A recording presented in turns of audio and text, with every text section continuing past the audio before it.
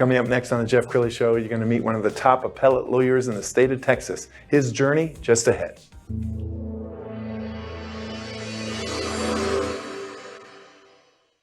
Many are predicting that the worst is yet to come, which is unfortunate, said one person here.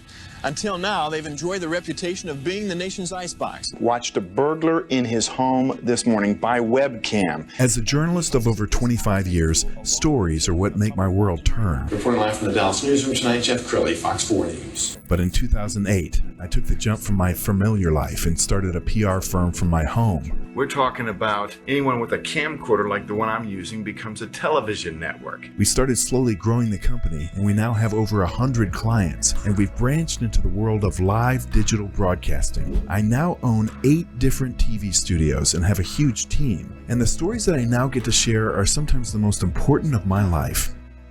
Life has a funny way of coming around full circle. This is the Jeff Crilley Show.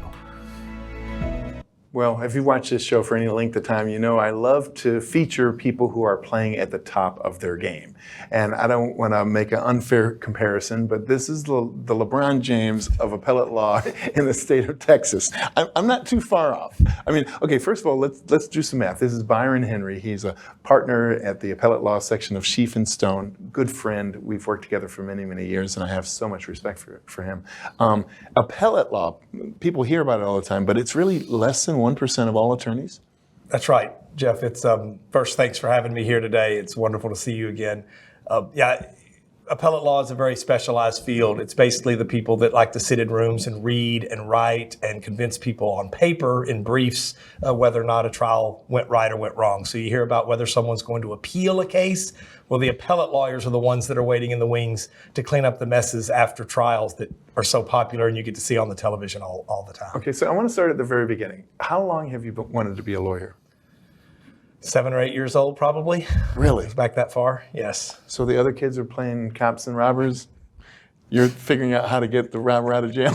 That's right. When you're a little kid, you think, the only area of law is criminal defense, and you're always defending the innocent person, trying to find the guilty person. So when I was little, that's what I thought I was going to do. Okay, so you go to law school. Where'd you go?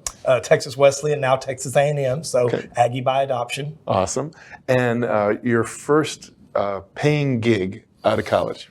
A small boutique law firm in Plano, where I learned the craft and learned to represent clients large and small. Lots of trial work. Most appellate lawyers have paid their dues as trial lawyers. They learn how trials work, and they basically believe that they graduate from trial work because we kind of see our calling as something above. Obviously, we talk about, going back to the trial courts is something we like to avoid. But that's how we all got our start, is learning how cases get tried and then eventually get to where we get to kind of grade the homework of the judges and the jurors and the other lawyers in the cases. And to be good at your craft, you're spending hours and hours and hours just combing over transcripts, trying to see, at this point, this side should have objected or something like that, right? That's right. And one of the kind of misperceptions of appellate law is that you have to wait until you win or lose before you get called an appellate lawyer. We actually prefer to be called in for legal strategy and preserving error and other things you have to do as an appellate lawyer to have a good appeal. We like to be called in as early as possible, even if it's just to kind of ride shotgun and oversee the process. But yes, I get a lot of cases where I had nothing to do with the trial, and the first thing I see is a large stack of documents, and it's basically volumes of trial transcript, and I just read. So when you say ride shotgun, sometimes you're sitting there right with the attorney who's arguing the case. And especially with high-value clients or high-value cases, I will be hired to actually sit in the trial court as second or third chair at the trial and advise on issues that may come up on appeal and just help with strategy and whatnot if called upon. I can certainly do that from the office in some cases, but I do that often at trial as well. We're going to pull up your bio on your website, and as we look at this, you've really received almost every honor there is to receive. Super lawyers, 15 years. I mean, just you're in the top 1% of the 1% of appellate lawyers in the state of Texas. When you come into the courtroom, does the other side take notice? I hope so, because what it tells the other side is that your client has both the means and the basically the basically the means and the desire to see this thing through. They're serious about their case and they're not just going to let it go. So hopefully judges and the other side know that we're taking it seriously, that they can afford it, and we can also see this all the way through the appellate process to the end. And that makes the other side sometimes stop and think, hey, there might have been a problem at trial, and do I really want to invest another 2 years and lots of money fighting this when we can come to the table and resolve this? Okay, so when you get a case that you haven't ridden shotgun on, are there some normal places where you go to look? Like if I'm going to find an error, it's probably going to be here, here, or here. Yeah, there's a couple classic places where appellate lawyers would have been needed, but if you're not there, you look. And one of those is exclusion of evidence. Obviously, what the judge lets in and out is key.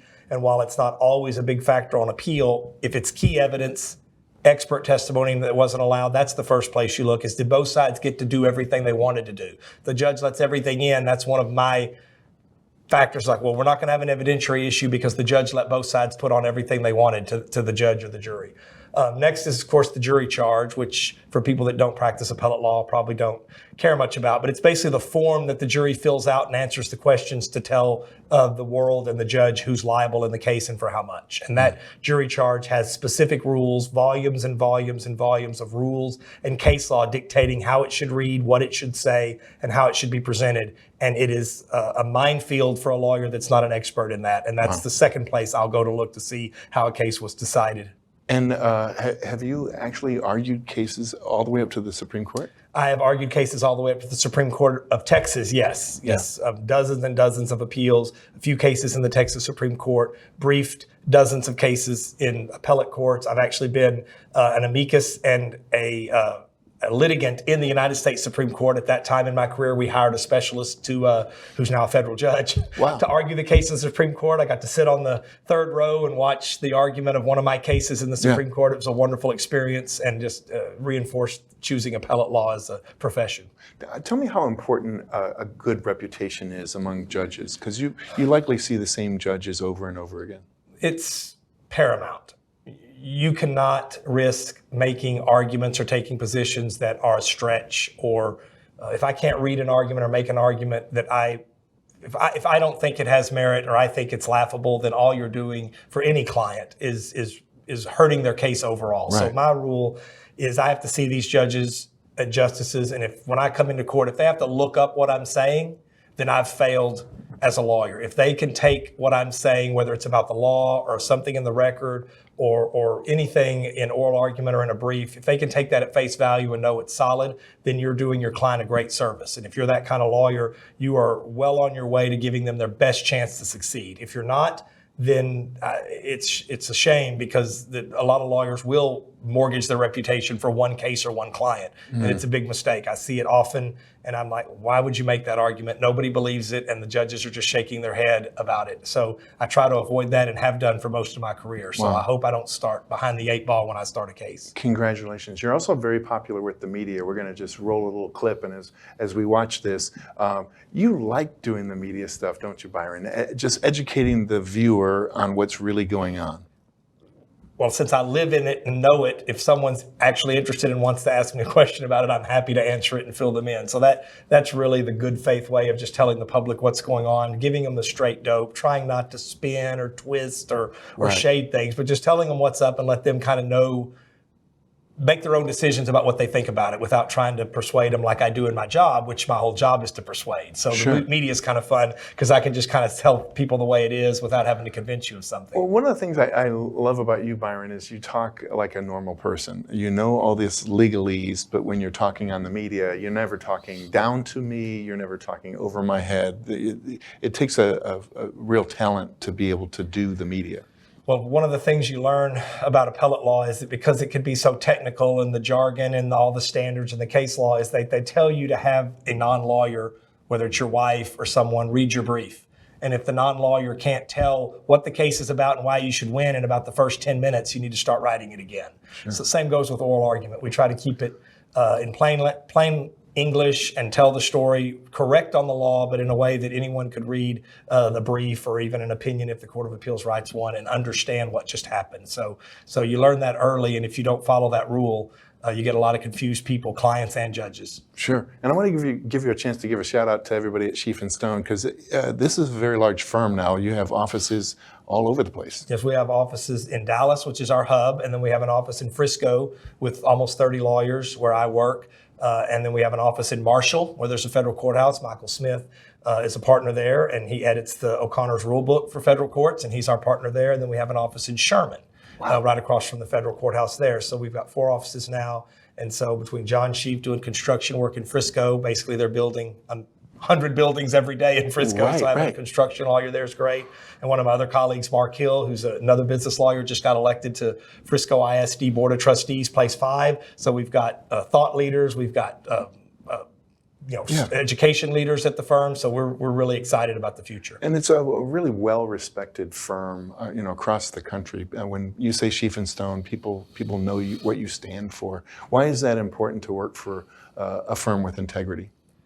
Well, I mean, that's your brand, so to speak. And you have your name, and obviously, but everything you write, every signature block, every letter has the Scheef & Stone logo, and you sign off as a partner of Scheef & Stone. So you want to make sure that all of the lawyers follow the same ethos that you believe in, and at Scheef & Stone they do. Whether it's Dallas, Frisco, one of our keys is to make sure we hire people that believe not believe identically, but have the same theory about the profession of law that the rest of us do. And it has worked out very well for the firm. Those that flourish are with us and we're growing leaps and bounds. Those that don't share it exactly, if they joined us, they usually don't stay around very long. So it's kind of a self-fulfilling thing, but we're very blessed to have the lawyers we have and the reputation we have. Outstanding. You've been an amazing guest. We're going to end with the website, which is solidcounsel.com. The great Byron Henry. Thanks for coming on the show. Thank you, Jeff. That's it for now. We'll see you next time.